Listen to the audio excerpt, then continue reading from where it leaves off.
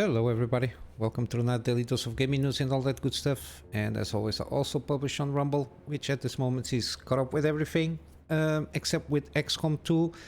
Again, it's the syncing problem that I had before. I had to re-upload at the time all of the gameplay videos there. I'm still cutting up with XCOM 2.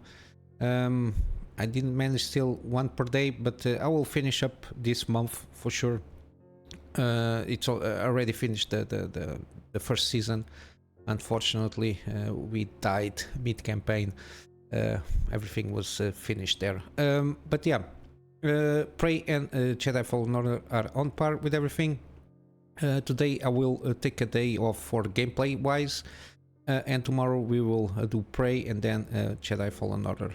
I need some time to record at least Jedi Fallen Order, a couple episodes, so I can maintain a steady upstream of publishing the episodes there. Prey, I have a couple of those already, so I'm more comfortable with that. That's why I'm at the moment taking one day off in the middle of the week for that. But yeah, after next week I count on resuming every day, bringing a gameplay series. At the moment, either a Prey and or a Jedi Fallen Order, and still I'm a little bit indecisive of a third gameplay series here, but when it comes I will let you know. In the meantime, again, by the end of the month I should do a channel update for February to see if any kind of major changes will come up there or not.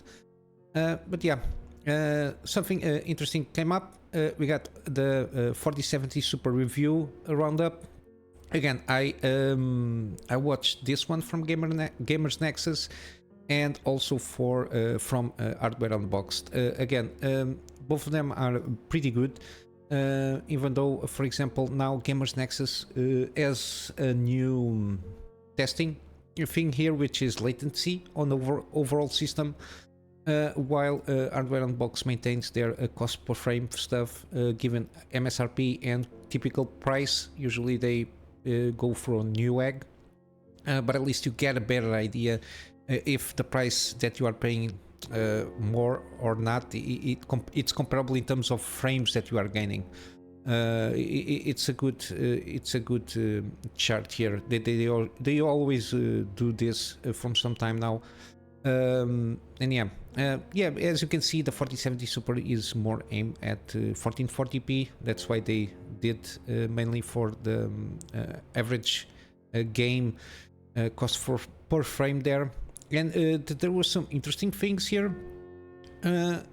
7800 XT, it's almost on par. It's like within like 5% in terms of performance in 4K. Within reach of the 4070 Super still, and 6800 XT, if you find it around the $500 mark or lower, it's still a good buy, even for 1440p and for even comparatively with 4070 Super. As you can see, in terms of average, it's very almost the same in terms of the 7800 XT.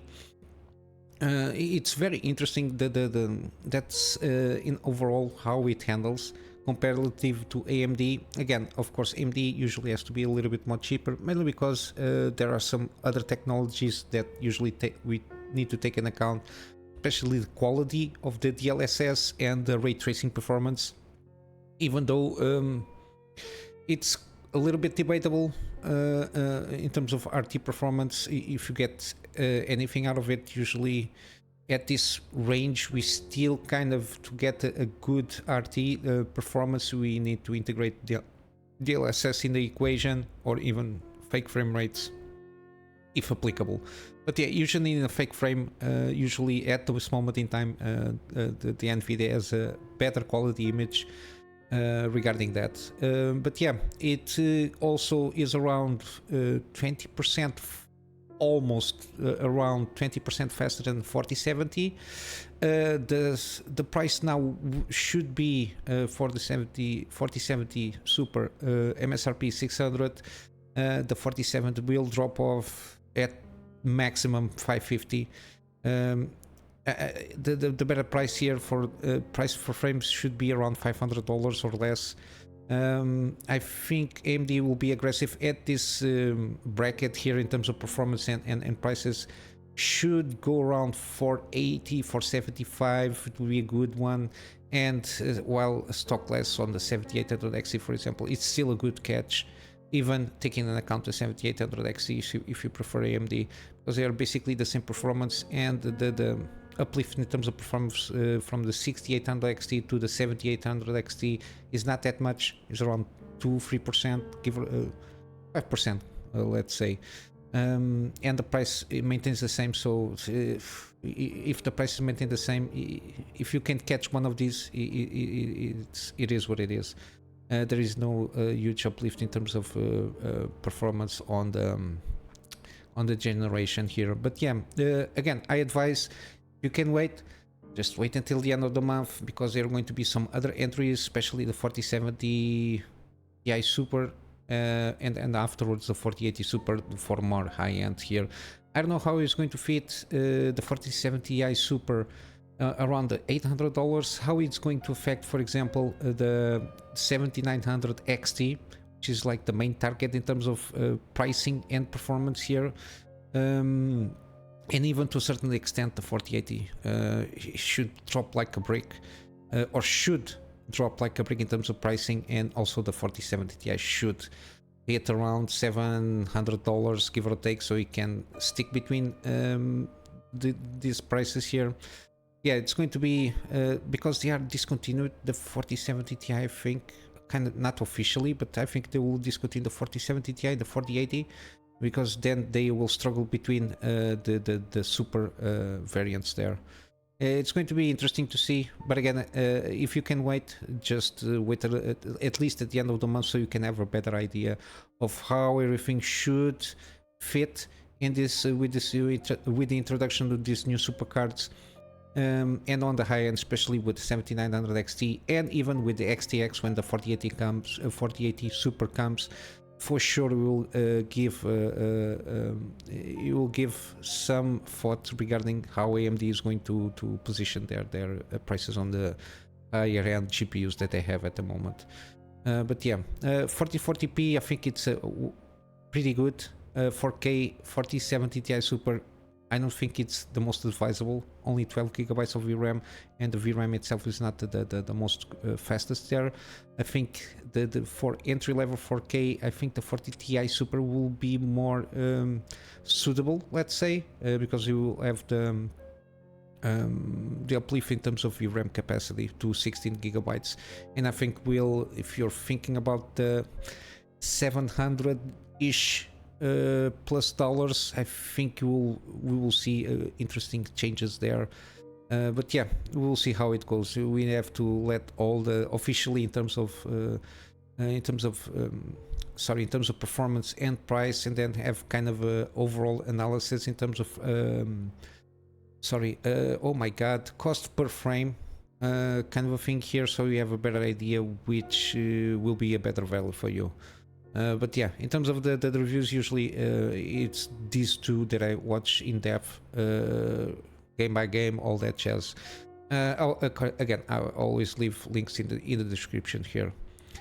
We got some still remnants from CES. Lexar here. Interesting enough, I have a Lexar Aris RGB. This one is, I think it's, I'm not sure. It's overclockable, and I got it overclocked to 6000, so it can be on par with my 7700X CPU. They are the most curious thing is they are compatible with Expo and with which is the XMP 3.0 from Intel stuff. They are pretty. I think they are not that fast as dedicated memories for that, but they are pretty good in terms of performance, and at the time, in terms of price, it was one of the cheaper ones, and again, I cannot complain regarding performance here. I don't have any issues, never had any issues regarding even rebooting the PC or when turning on. It's pretty much how it goes. The only thing is I just turned off the RGB it's not my jam here. But yeah, they have new RGB, new DDRs, some PCI stuff, and also some memory cards for those handhelds, the new ones. And basically now they are defining the Aries and the 4 series, the 4 being more budget friendly or mainstream, and they can reach with 6,000 mega transfers per second, I think it's how it's called, and 32 gigabytes, while the Aries can now be, they range from they are overclockable, and they range from 6600 to 8400 megabytes mega transfers per second, and again compatible XMP and Expo, and they can reach to 48 from 32 to 48 gigabytes of capacity, and of course the 48 gigabytes will only be 8000 and up in terms of mega transfers there, interestingly enough. And then we have the SSDs. They got a Gen 5 SSD, which has a heat spreader and active cooling. Again, that's why I don't like that much. That's why I think that the AirJet Mini thing, it's more suitable in this kind of operations. We covered some articles there from CES regarding some application on SSD stuff, and I think it's even applicable on NVMEs. But yeah, this fact that you have active cooling usually will make more noise, and it's prone to, because it's I suppose always working this active cooling stuff here. Yeah, that's why I avoid at the moment Gen 5 SSDs, because they can throttle a lot if they get overheated here, even though for stock they have excellent read and write speeds. But yeah, I prefer something that is less prone to failure, and they have also for that Gen 4 SSDs, yeah, around a pretty good, excellent 74 megabytes per second kind of transfers there, which is always good. And then you have here a lot of the memory cards here. More of them are more specific for handhelds. Again, I don't have any of those, so I don't know kind of which one specification is. Got Type A, Type B. I don't know. Some of them they have capacity till 1 terabyte, I think, from what I understood. But yeah, it's always good to see that the market is filling up with competition, so the prices can be maintained in check per se. And yeah, basically regarding hardware, this is it. Just going to some gaming news. Yesterday we covered some new images from Stalker 2, and today we got official news for them. I saved the Twitter that they launched, but we got the statement here, so it's basically the same thing. It's official. It's been delayed for 5 of September, officially the final delay, and for all platforms, from what I understood, PC, PS5 and Xbox. I think they will come out in all platforms at the same time, but it will come to PC, which matters for my channel. But yeah, a lot of polishing happening. They got a lot of feedback from people that playing the game, and they starting while they were doing this final polishing phase, they noticed they will really need more time to put everything up to snuff in terms of quality. We saw the updated screenshots that they put out, and they wanted to put the game in that higher level of polish and performance, and for that they ask people to have a little bit more patience and to wait until the 5 of September. I'm correct, yeah, 5 of September launch date. I really do prefer that these companies being upfront regarding what they want to achieve and how they want to achieve, and if they need a little bit more time, a few months. I prefer this kind of approach. It's preferable for them to come up front and say, okay, we got this phase, we got some issues here doing the polishing and the Q&A or whatever the issue might be on the game itself, and they say they want to put the game, need more time to put the game in a stage that they feel comfortable of publishing without then have the backlash of a bad launch.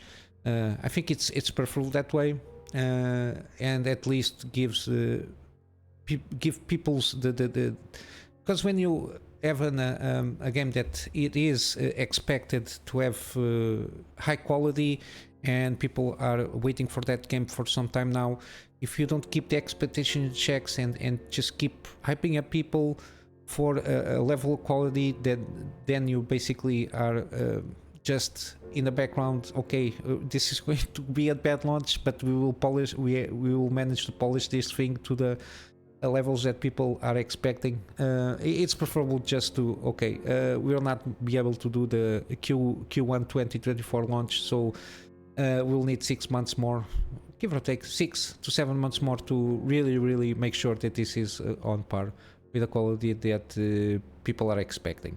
And yeah, we'll have to wait a little bit. I'm not sure if there is already a Steam page there, but if it is, I will leave on the description below or on the article page. I didn't look for it, but I think there is. But if it is, for sure it will be on the description there. But yeah, it's good to see that at least the again, it's not cancelled, it's just final release date, because we only had like release windows kind of a thing there, but now we have a day for the release, and it's going to come out this year. So I think it's going to be a very good game, hopefully. And lastly, we got some Starfield stuff here. It might be getting some jet fighters, especially again with mods. Again, we got some news from them that what they wanted to do with the game in terms of updates and everything. And they said that there's going to be new ways to travel. Again, very broadly, you can instead of traveling by foot, you can travel by skates or by bicycles. I don't know. They weren't specific yet. But we got Tau Ceti Voidworks, which is a couple or a handful of modders. They plan to introduce flyable jet fighters, which is can be a little bit tricky. Mainly because I think the main thing is because the mod tools are not yet the official mod tools are not yet launched, which is supposedly should be launched throughout this beginning of the year. But yeah, but I don't think, given how it plays out in terms of planet landings and everything, it basically creates like a cell where you travel, and I think it's not that big, that cell, usually when all the occurrences happen. Interestingly enough, people have been asking some alternative ways of travel around when you land on a planet, and I think like a kind of a rover similar to Mass Effect 1, kind of where it comes out of the spaceship, like a mini rover with some inventory capacity, so you can juggle around with the spaceship stuff there also. I think it will be more interesting. And basically how it works, which game it has, I don't know, but in terms of inventory management, that can be everything can be kind of shared, because supposedly you can I don't know, something more of those lines, with some weapons, if not like a turret kind of a thing there on that kind of a rover there, with some, I don't know, with some the same way that the spaceships can be have modules for it to be integrated and interchange, and different kinds of weapons with different kinds of armor and stuff like that. If not a rover, like a quad bike or something like that, can be also pretty interesting to implement something like this.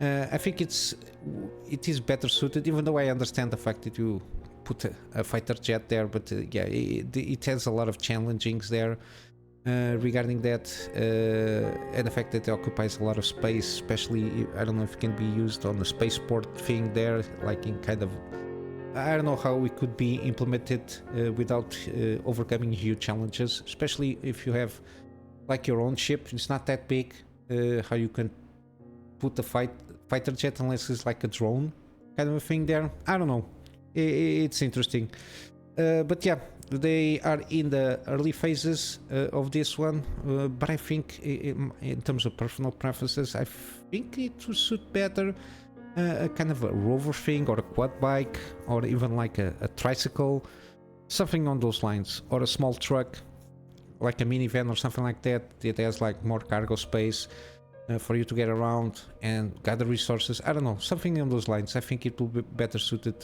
for this kind of game of the limitations that on planet exploring has on the game itself. But lastly, we got some again. Ubisoft keeps going on the route that they really don't want people to get their games. Ubisoft has their own subscription kind of a thing there, as all companies have now. Like EA, I think, also has. Of course, you got the the PlayStation ecosystem as a subscription plan, as also Xbox Game Pass. And I'm not sure which ones 2K doesn't have. But yeah, a lot of this subscription kind of a thing here is it's not good in terms of ownership, and we saw the debauchery that Sony did with the series and some movies that they had, kind of a thing there with a content creator kind of a platform there, and people bought. They didn't pay a subscription, they pay individual like series or seasons of some series, and they just because they didn't reach an agreement with the content provider, they just basically remove everything from the library, regardless if you bought it or not. Yeah, this is not good indication that Ubisoft wants to take a step further, which is yeah, we need to basically they are very upfront. They don't because Xbox Game Pass and all that, they don't even let you know or make some emphasis of ownership of games. Here Ubisoft, this guy which is Tremblay, Ubisoft have the subscription, Philippe Tremblay. They are very upfront what they want to do. Basically, in terms of quotes, you got here the most important one.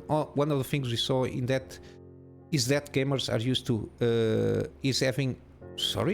One of the things we saw is that gamers are used to is having and owning their games, a little bit like DVD. Yeah, physical media gives us a sense that we are owning the stuff that we are buying. Yeah. Continuing, that's the consumer shift that needs to happen. They got comfortable not owning their CD or DVD collection. He's talking about the movie industry, basically. People having their DVDs or Blu-rays or something like that, and basically with Netflix and all that jazz, people get used to not having the physical media as a ownership. And basically Netflix, you don't own any kind of the content that there is. You're just renting access to a service provider to give you some content, which shifts every now and then. Basically that's what happens on the movie industry, and I think it's not that good. But yeah, and continuing, that's a transformation that needs that's been a bit slower to happen in games. As gamers grow comfortable in that aspect, you don't lose progress. It's not about losing progress, and it's not about resuming a game or on the platform that you were playing. It's not about that. It's about owning your game. Having the chance of not having something deleted from your library. Basically, continuing. If you resume your game at another time, your progress file is still there. That's not been deleted. You don't lose what you have built in the game or your engagement within the game. So it's about feeling comfortable not owning your game. They talk about this like it is my game, but I don't own. If I don't own, it's not my game. It's these people really don't think they can fool everybody. Again, unfortunately, I think a lot of people will go along with this, but yeah. Continuing with these codes, I still have 2 boxes of DVDs. I definitely understand the gamer's perspective with that. Again, they try to sympathize, and while it's all fine and dandy, sympathizing with me, why you don't work within your capabilities to work for work, understanding if you understand really our perspective, work with this within those confines, and not make only the services good, but let us own the goddamn copies that we buy and we pay for. But continuing with this thing, but as people embrace that model, they will see that games will exist, the service will continue, and you'll be able to access them when you feel like. That's reassuring. No, it's not reassuring, because not even a month ago we got an issue, and I think it was basically with Ubisoft. People were getting blocked out of the services if you don't use the service for X amount of time. They just find them, well, how they call it, they just basically, oh, because people are not using the services, it's occupying space in our servers, so they delete accounts, even with people that bought games. It's a mess. These guys from Ubisoft, they're basically are going down the toilet. Then they continue hammering down this thing. You will own nothing and you will be happy. No, that's why a lot of people, and you can see, because there is those trackers that track around what people get pirated in the interwebs. And yeah, there's still a lot of piracy going on, mainly because when you try to go around and take a philosophy of you will not own anything even if you pay for it, people would just get around and not get smart, but they will get what they want in another way. If you don't provide on your services something that it's not, they don't even give you the illusion that you will own the content, the copy that you paid for. It's just, yeah, you just pay and you do own nothing. Yeah, in the end of the day, people will just get tired, and some of them, or most of them, will go on the piracy level there, because even if you think about it, when you pirate a game, there is no anti-cheat things. Ubisoft in EA are very well known for putting a lot of anti-cheat stuff there, the nouveau stuff that even stifles the performance of your gaming rig in a lot of cases. And yeah, I don't know what they are aiming for. I feel like a desperate move coming around and be that must this upfront with the thing. I don't know what they're trying to do here. But yeah, it is what it is, but it's not good news. At least you are warned from Ubisoft. I stopped playing Ubisoft games from a long time ago, mainly because of the quality decreased a lot. It's basically playing kind of the same stuff with different visual skins, being Assassin's Creed or other type of games. They have some good games here and there, but yeah, in terms of overall quality, they decreased a lot. And yeah, at the moment, not even the newest Assassin's Creed game, the Mirage one, not even this Prince of Persia kind of a thing. I don't know what they're trying to do there, even though mechanically seems pretty good in terms of gameplay. But yeah, I don't know if it's going to add anything in terms of story-wise or the lore itself of Prince of Persia. But yeah, it's not being that much from me, from Ubisoft. To a certain extent, EA also not, except for the Dead Space stuff. I don't see a lot. The Mass Effect, they butchered basically the last game. I didn't even watch it. The last game, yeah, these two companies especially, they're not good. And of course, you got now the acquired Activision Blizzard. Yeah, a lot of those games also not for me. Yeah, it's kind of weird. This is like big publishers that are now yeah, not in a good place, and I just hope that they come around and see and be more pro-consumer, at least in that sense. But yeah, in terms of news, this is it. I'm just going to wrap up with some gaming deals. We got the new one, Cult of the Lamp.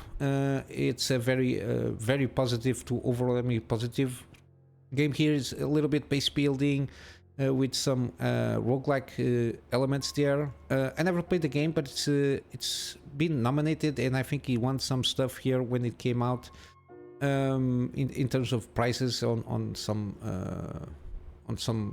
things like TGS and all that stuff. Yeah, 40% off on the base game, and then you have like the bundle with all the DLC at 36% off. I think it's a pretty decent game, and I got it on my wish list to play one of these days.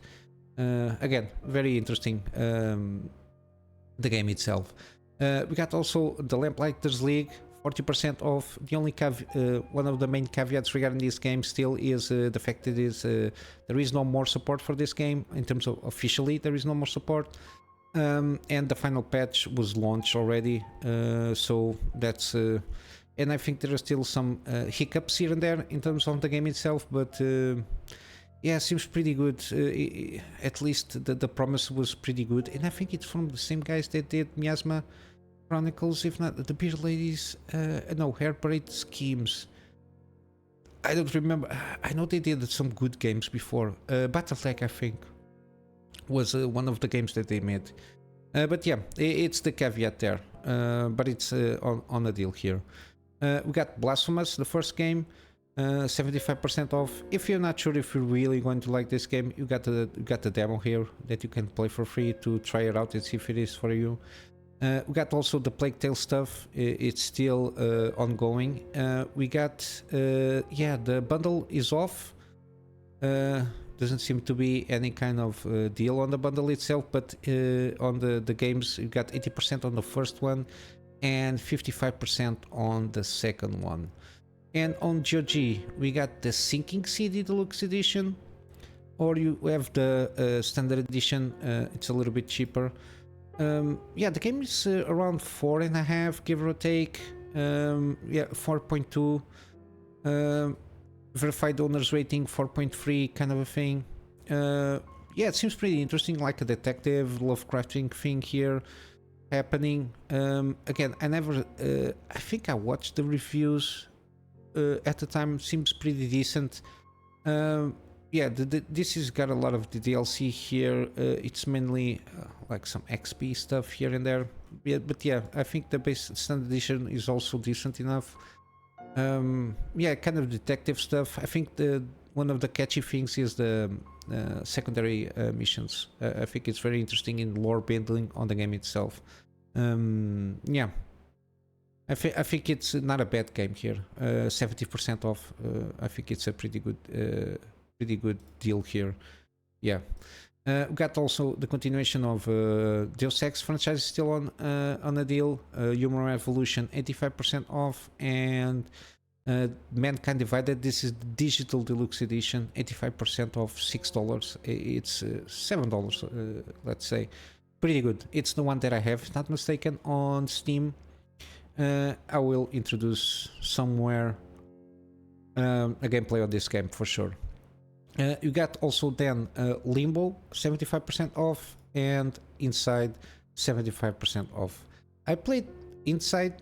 I got it claimed for free on Epic Game Store, but I didn't manage to play Limbo yet.